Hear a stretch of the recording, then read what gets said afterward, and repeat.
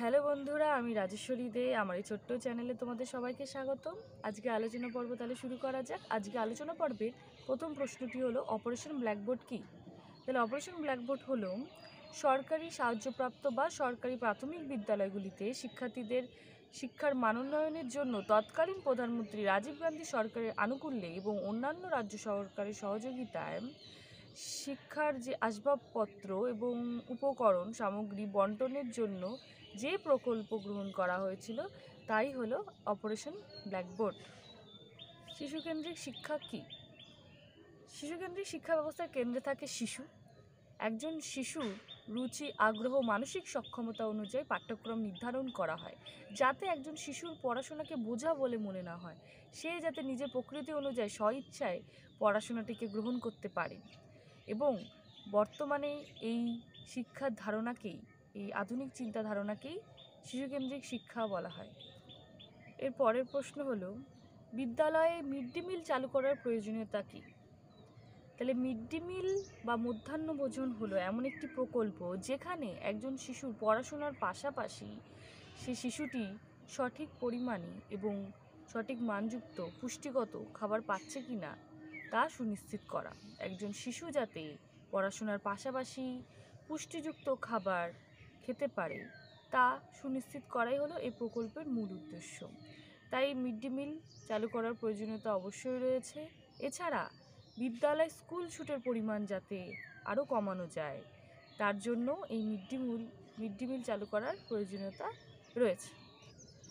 এর পরের যে প্রশ্ন তা হলো শিক্ষকের মধ্যে কী কী গুণাবলী থাকা দরকার? তাহলে একজন শিক্ষককে অবশ্যই সবার প্রথম যে পয়েন্টটি বলবে সময়নিষ্ঠ। একজন শিক্ষককে সময়নিষ্ঠ হতে হবে, কর্তব্য পরায়ণ হতে হবে। একজন শিক্ষক সময়নিষ্ঠ হলেই কিন্তু কর্তব্য পরায়ণ হবে, এটা মাথায় রাখবেন। তাহলে সবার প্রথম যে পয়েন্টটি বলবেন সেটা হচ্ছে সময়নিষ্ঠ, দ্বিতীয় কর্তব্য পরায়ণ। এবং একজন শিক্ষককে ভালো বক্তা হতে হবে, ভালো মনের অধিকারী হতে হবে এবং ছাত্রপ্রীতি থাকতে হবে, যাতে একজন শিক্ষক ছাত্রদের সাথে খারাপ ব্যবহার না করে। এবং তাকে বিষয়ের প্রতি কিছু জ্ঞান তো থাকতেই হবে, তাই না? তাহলে বিষয়ের প্রতি জ্ঞান থাকতে হবে এবং পাঠ্যক্রমিক যে কার্যগুলি রয়েছে সেগুলো পরিচালনা করার দক্ষতাও থাকতে হবে। শুধু পড়াশোনা না, তার পাশাপাশি যে এক্সট্রা কারিকুলাম অ্যাক্টিভিটিস রয়েছে সেগুলো যাতে তিনি পরিচালনা করতে পারেন তার দক্ষতাও তার মধ্যে থাকতে হবে।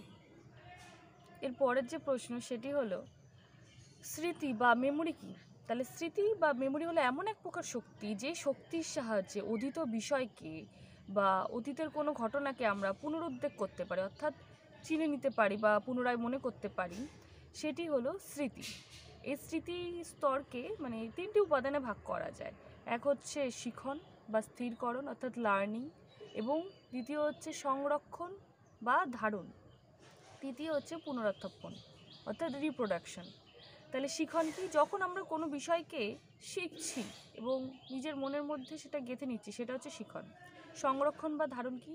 আমরা যেটি শিখলাম সেটিকে আমাদের মনের মধ্যে ধরে রাখার যে ক্ষমতা সেটা হচ্ছে সংরক্ষণ বা ধারণ। এবং পুনরুত্থাপন কি?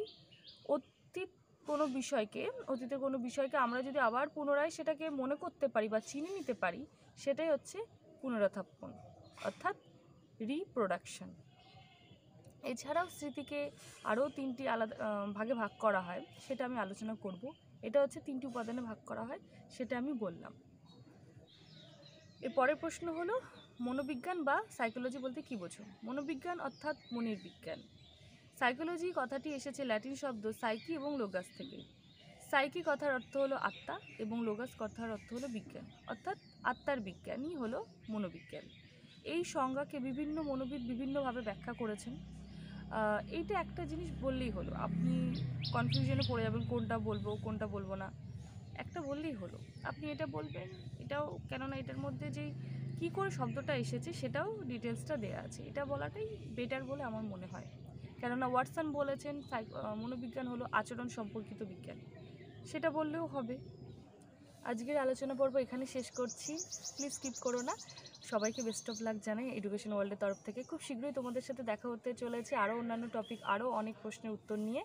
চ্যানেলটিকে অবশ্যই সাবস্ক্রাইব করে দিও এবং পাশে থাকা বেল আইকনটিকে প্রেস করে দিও, এবং ভিডিওটি ভালো লাগলে অবশ্যই লাইক করে দিও এবং বন্ধুদের মাঝে শেয়ার করে দিও।